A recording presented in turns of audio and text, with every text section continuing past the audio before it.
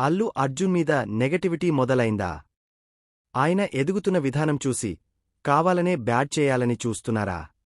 పుష్ప 2 తర్వాత ఇండియా వైడ్గా బన్నీ ఎదిగిన విధానాన్ని కొందరు జీర్ణించుకోలేకపోతున్నారా?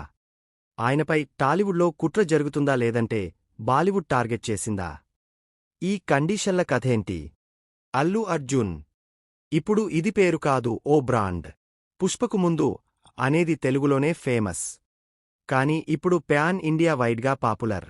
బన్నీ నుంచి సినిమా వస్తుందంటే బాలీవుడ్ కూడా ఉలిక్కిపడుతుంది. ఈ హీరో ఫ్యూచర్ ప్లానింగ్ కూడా పిచ్చెక్కిస్తుంది. ఈ ఎదుగుదలపైనే కుట్రలు మొదలయ్యాయనే టాక్ ఇండస్ట్రీలో మొదలైందిప్పుడు.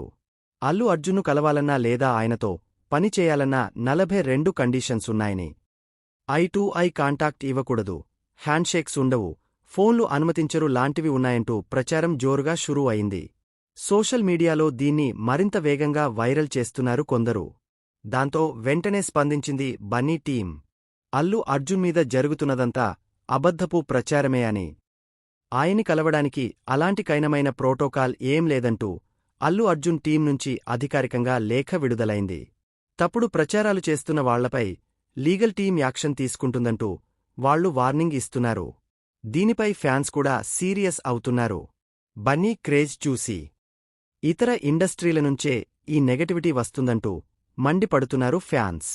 ఈ మధ్యే ఫ్యాన్స్ అసోసియేషన్ విస్తృత స్థాయి సమావేశం జరపడంతో పాటు 2 రాష్ట్రాల్లో కమిటీ ఏర్పాటుకు రూట్ మ్యాప్ రెడీ అయింది.